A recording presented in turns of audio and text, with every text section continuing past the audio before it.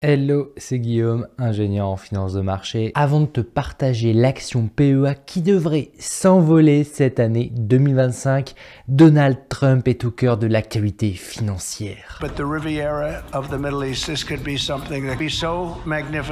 Avec 25% de tarifs douaniers contre le Canada et le Mexique, qui ont été reportés car le président américain a commencé à obtenir ce qu'il voulait, avec plus de 10 000 gardes mexicains qui devraient renforcer les frontières des États-Unis pour lutter contre l'immigration illégale. Es fundamental en la relación entre México y el gobierno de los Estados Unidos y hay esta mesa de diálogo. Avec des opérations de lutte contre le blanchiment d'argent et les trafics de drogue de la part de Trudeau côté Canada. Yes, we've had our differences in the past, but we've always found a way to get past them. Cependant, avec la Chine, les relations se tendent avec 10% de tarifs douaniers supplémentaires mardi dernier contre les produits fabriqués en Chine, ainsi qu'une suspension des colis postaux en provenant de la Chine et de Hong Kong. If they charge us, we charge them. But if they are charging us 130% and we're charging them nothing, it's not going to stay that way. La réponse des partenaires chinois et hongkongais fut rapide dès aujourd'hui, ce 10 février. Pékin impliquera 15% de droits de douane sur les importations américaines. US should look at his own problems, really solve it, find a solution that is beneficial to himself and also to the whole world. Notamment en GNL, le gaz naturel liquéfié et sur le charbon, ainsi que 10% de tarifs côté pétrole sur le baril de brut. And let me also emphasize that there is no winner in a trade war. Avec, cerise sur le gâteau, une enquête sur le géant de la tech américain Alphabet pour violation des lois anti-monopole. Ainsi, Google risque d'afficher quelques soldes encore ce lundi. La grande question qui demeure sur ce bras de fer de tarifs douaniers, c'est qu'en est-il de l'Europe? Avec Donald Trump qui accuse l'Union européenne de pratiques déloyales en limitant les importations de produits américains dans les domaines alimentaires, agricoles et automobiles sur le sol européen. You know, we have over a $300 billion deficit. They don't take our cars, they don't take our farm products, they take almost nothing. We take everything from them. The European Union is an atrocity. Certaines rumeurs à Washington font état de 10% de droits de douane à venir d'ici quelques jours sur une liste de produits européens incluant l'automobile, l'alcool et les textiles et habillements. Ce qui bien sûr ne serait pas une très bonne nouvelle pour notre géant français LVMH dans un premier temps. Après, l'entreprise de Bernard Arnault s'adapte en lançant des opérations de mise en place d'ateliers supplémentaires pour produire aux États-Unis et ainsi éviter les tarifs et certains impôts. Donc l'impact à moyen terme devrait être limité pour LVMH qui va peut-être encore passer par une zone de turbulence dans les prochains jours avec les annonces de tarifs européens. Les impôts vont descendre à 15%. Les ateliers qu'on peut construire aux USA sont subventionnés dans toute une série d'États et le président américain encourage ça. Donc oui, les marchés sont prudents en ce début d'année, c'est normal avec l'arrivée de Trump qui bouscule les équilibres de tarifs douaniers dans le cadre de sa stratégie de protectionnisme américain. The golden age of America begins right now. Et cette semaine, la nouvelle qui pourrait enflammer les marchés, c'est la nomination aux États-Unis de Robert F. Kennedy Jr. à la santé qui fait peur aux capitalisations de santé européennes notamment. Suite à une première validation de Kennedy par le comité des finances du Sénat américain ce 4 février dernier, il ne reste qu'une étape pour qu'il accède à la tête du département de la santé aux États-Unis. We now have not only a quorum, but all members of the committee are present. That the committee favorably report the nomination of the Honorable Robert F. Kennedy Jr. of California to be Secretary of Health and Human Services. Initialement, il est présenté par les médias mainstream comme un anti-vax, ça pourrait faire peur, mais après, si on écoute ses déclarations au Sénat, on s'aperçoit que Kennedy est pour davantage de sécurité sur les vaccins, avec des tests plus avancés et des demandes plus de recul avant de proposer des vaccins en masse à la population. Des articles de presse ont prétendu que j'étais anti-vaccin ou anti-industrie. Je ne suis ni l'un ni l'autre. Je suis pour la sécurité. Et il déclare même qu'il ne veut pas interdire les vaccins, notamment les plus réputés. Aujourd'hui, le programme de Kennedy est qualifié de plus prudent et potentiellement bénéfique aux USA par une majorité de sénateurs américains qui l'ont auditionné. Alors l'inconvénient de cette prudence côté business, c'est que cela pourrait retarder la mise sur le marché de nombreux produits des grands groupes pharmaceutiques américains et européens sur le sol US. Ces déclarations au Sénat sont assez claires, ils ne cherchent pas à interdire mais à mieux informer, en laissant d'une part chacun libre de commercialiser un produit s'il a passé des tests exigeants et d'autre part en laissant chaque citoyen libre de prendre ou non un médicament ou un vaccin en étant informé sur le couple bénéfice-risque. Donc ici avec Kennedy, à la santé, on reste sur une politique libérale, mais avec plus d'indépendance et de contrôle sur l'efficacité et les risques. Donc on est loin d'un anti-vax qui casserait le marché pharmaceutique ici, comme l'annonceraient certains articles, même dans les grands journaux américains et européens. Et dans ces mesures phares qu'il a déclarées au Sénat, on retrouve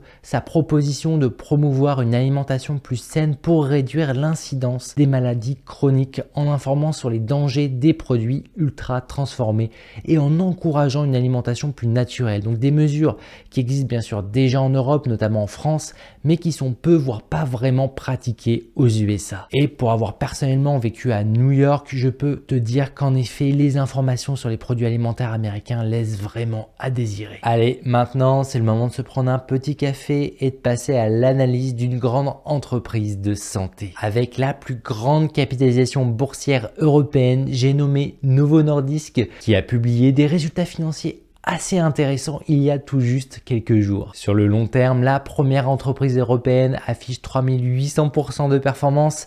C'est un facteur multiplicatif de rendement de x39 pour ses investisseurs long terme, voire plus de x40 pour ceux qui réinvestissent les dividendes. Une action dont le prix paraît en solde aujourd'hui d'après sa tendance long terme évaluée graphiquement ici par la droite de régression linéaire. Sur les 12 derniers mois, Novo Nordisk c'est moins 25% de performance sous fond d'essais cliniques qui déçoivent un petit peu sans être alarmants non plus, comme on l'a vu en décembre dernier dans une de mes vidéos, et surtout aujourd'hui un risque que surestime selon moi peut-être beaucoup d'investisseurs avec l'arrivée de Kennedy à la santé américaine. Novo Nordisk a publié ses résultats financiers la semaine dernière et ils sont bons, avec 25% de croissance sur ses ventes en 2024 et des bénéfices nets qui affichent plus 21% de croissance. Et oui, l'obésité reste un problème de santé majeur dans de nombreuses parties du monde et notamment aux États-Unis, avec des patients qui préfèrent souvent la solution de facilité en se piquant entre guillemets à l'Ozempic ou Wegovy,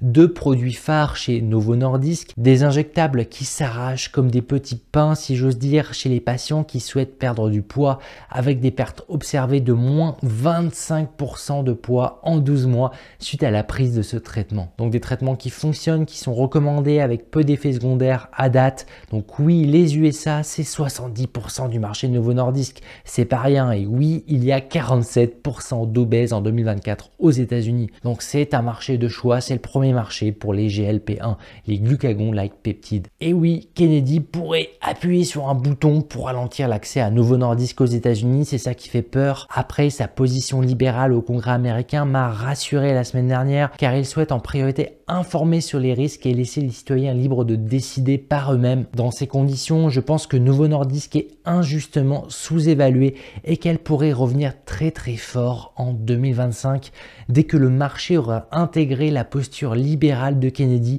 et dépasser le risque de le réduire à être un anti-vax. Et bien sûr, Eli Lilly, le concurrent américain, fait aussi de l'ombre à Novo Nordisk avec de très bons produits côté Eli Lilly qui eux aussi réduisent drastiquement le poids des personnes obèses. Après aujourd'hui, Eli Lilly est vraiment très cher en termes de facteurs de bénéfice, c'est pour ça que je m'intéresse aujourd'hui à Novo Nordisk qui me paraît un choix plus pragmatique. Et clairement aujourd'hui, les tarifs douaniers de Trump sur l'Europe et Novo Nordisk pourraient affecter quelques points de marge de l'entreprise danoise qui pourrait selon moi s'adapter en 1 ou 2 ans en développant davantage d'usines pharmaceutiques directement aux États-Unis pour passer à travers en quelque sorte les tarifs douaniers. Et c'est clairement aujourd'hui une stratégie qui est à l'étude par le management. En 2025, Novo Nordisk reste un juteux business pharmaceutique affichant 84% de marge brute et 35% de marge nette. Donc un business qui reste très rentable ici pour ses actionnaires. Aujourd'hui, ce qui me donne envie de recharger encore plus l'action sur Novo Nordisk, c'est son facteur de bénéfice. Son PE ratio est de seulement x22.